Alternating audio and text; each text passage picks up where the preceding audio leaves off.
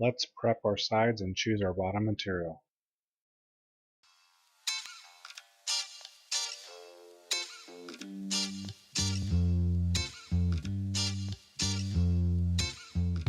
When drilling out the holes for the shelving on this, I basically want to drill some holes along here for like a half shelf. Here's the back, so holes along here for a half shelf, and then I want to leave open the option for a full shelf, so I'm going to drill some holes out here too. And consistency, of course, is always the goal here. So what I'm going to do is I'm going to take what would be a shelf. I'm going to stick it in there, and then what I've determined is that 4 3/4 is about halfway right here in the center of the exposed cabinet box, and I'm going to drill holes between these 3 marks. It's about 7 holes, 7 adjustments for shelving. That's about 10 or so inches, and this is about 8 inches, and then that leaves about another 10 for adjustments. With this jig, I'm able to flip it here, do an inch and space it all out, replicate this to each one of the other side panels for the cabinets. First thing I want to do is I'm going to drill 1 hole here in my starting one, and then I'm going to drill 1 in my finishing one so I don't go too far. That allows me to drill all those holes out so it looks like that. Then I can flip this around.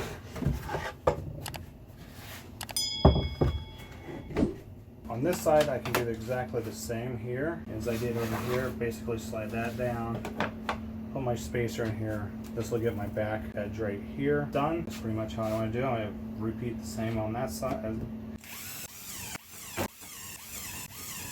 Now, if you don't have a jig like this, this is the Rockler shelving jigget system. You can use anything that's a template. I suggest making out a template. This bit came with this, but you can also use just a regular 1/4 inch bit or whatever size bit you want for your shelf pins, and then put a piece of tape on there so you know exactly how deep to go. Now, to get the center one, I made a little bit of a jig template that will actually slip down in here part way, but unfortunately this is made for the other direction when I did it, so my template doesn't adhere to these very well, but it still gets the job done. It's basically puts almost the same distance between here and here as here and here, where the center of the shelf would actually be. Once I get that like that, then I do basically the same thing.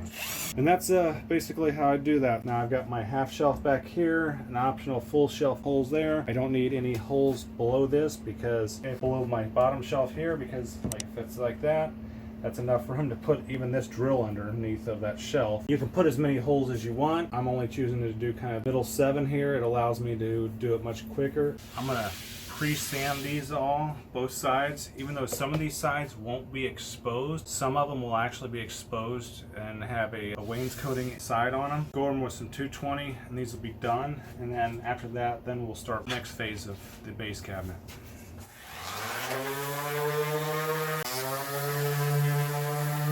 So on this side, I spent a little more time getting it a little more smoother because it's going to have just a clear finish on it. The other side is either going to be painted or unfinished. If it butts up to another cabinet, it'll be unfinished. If it's an exposed side, it'll have a wainscoting panel built onto it. So I want to keep it nice and smooth also, but not necessarily smooth here. Here I kind of went over the holes a little bit more to get a lot of the little fragments out.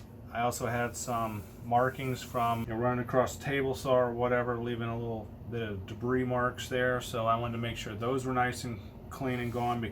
I briefly hit this here. This is going to be underneath the bottom shelf. It won't be exposed. This here, this edge here, I'll clean up with some sandpaper a little bit. For the most part, you're not ever going to see this section here because it's all going to be under the underside of the cabinet. This panel's done. What I'm going to do is I'm just going to take a little bit of sandpaper and knock this edge off here because there's some kind of splinters. The toe kick will nail onto here, so that won't really matter. For the most part, this is all done. So I wanted to show something here. So right here, there's a few little blemishes and stuff, some scrapes that have been there from either my table saw or were just there in general. But I had a lot of chip out on this one, so I had to put some wood filler in here, and it's okay as long as you put stainable or paintable wood filler. If you put the kind that doesn't stain or paint, you increase your difficulty. I'll show you what this looks like after I get it all sanded down. There are 220 grit sand on here. The blemishes that were here are gone. There's a slight little bit right here, but I don't want to burn into the veneer too much.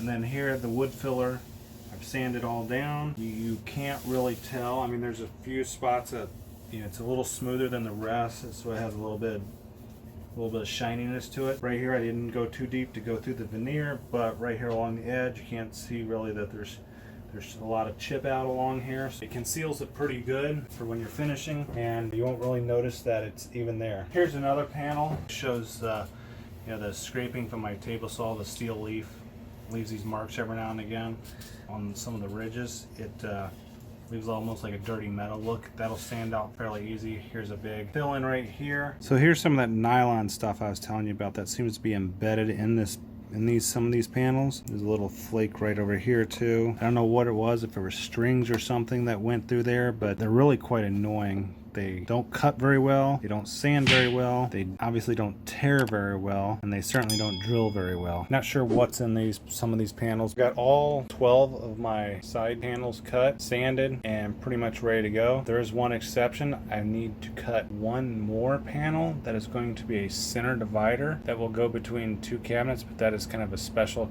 case edition. When I get to that cabinet, I'll actually cut that one and sand it so it's fit to size, versus these are all going to be standard size. This is going to be an exposed side. In other words, it's going to be painted. It's going to have a wainscoting finish on it, make it look good. This piece over here is going to be butted up against another cabinet. It doesn't have to be as good. You can see the grain pattern difference, the imperfections on this side. No one's going to see it. The other side's pretty good. You also will notice that I didn't perfectly sand out my lettering and stuff, as well as it has this divot right here where something had gotten in there I guess when they come from the mill, and it was stacked up, so it created a little bit of a dent, but that's not going to be seen. The other side looks really nice. This is the back side over here, and this is the front side. As you can see, this side looks much better than the other side did.